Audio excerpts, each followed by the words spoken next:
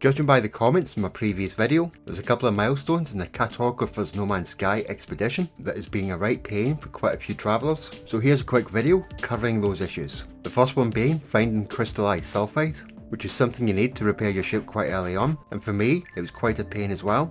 But the first thing you're going to have to get is the miner tool, and of course deploy it. But as I did this earlier, I'll get in my ship and show you how far I had to travel.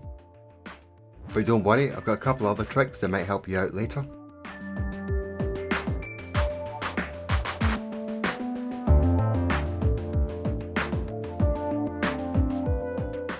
So I've flown straight up and I can look down. Now I'm going to go into camera mode so I can get a better view.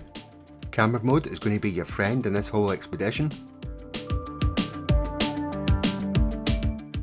And as you can see, for me, the water was quite far away. So let's go there and find the crystallized sulphide.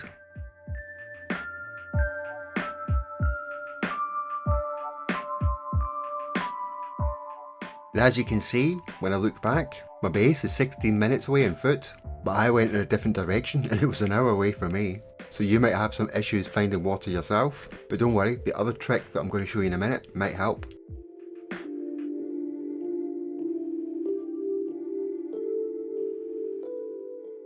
And then when you get into the water, you're looking for that icon there.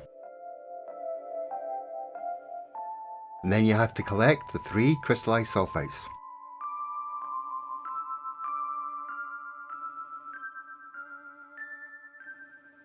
The other trick is right at the start, just start a new save.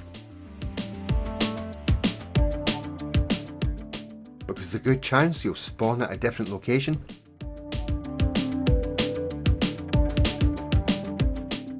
So when you go into camera mode and go high up, remove the fog, clouds and remove the sun.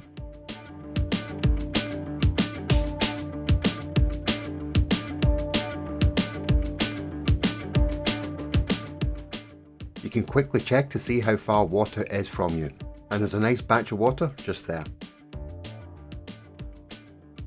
Okay, let's do that again. Delete the previous save and load back in again.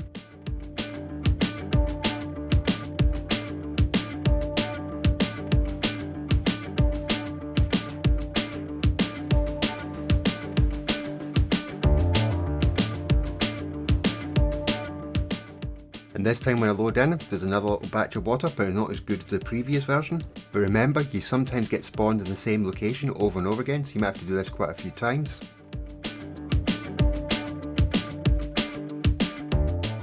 But when I tried it for a third time, I found a nice big bit of water. But don't be too picky, because sometimes it might not work. So if you get spawned in the same location over and over again, give it 5-10 minutes, then try again.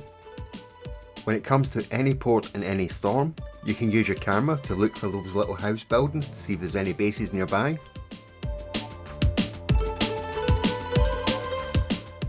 But like me, you probably get something rubbish like that. But when you check the milestone, you'll notice the rewards aren't that important. So it might be advisable to leave this milestone until you completely fixed your ship. But if I load up my original save, there's one more option.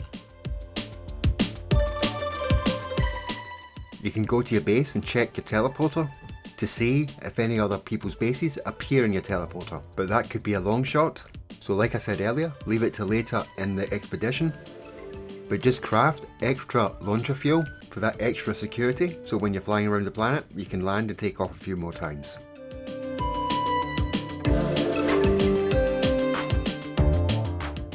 Another really useful tip is getting free base parts and free resources.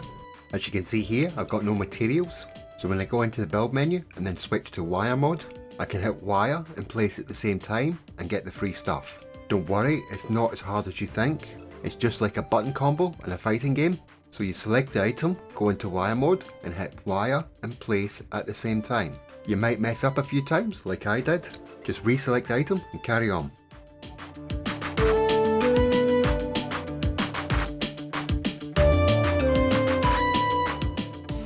And then when you delete all the items, you'll get all the resources that you didn't have, and that'll strip hours out of your gameplay.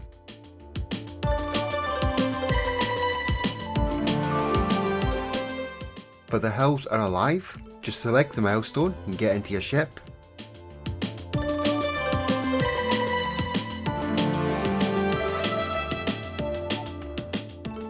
When you're flying low enough, that wee icon will appear in the bottom right corner, informing you how high you are.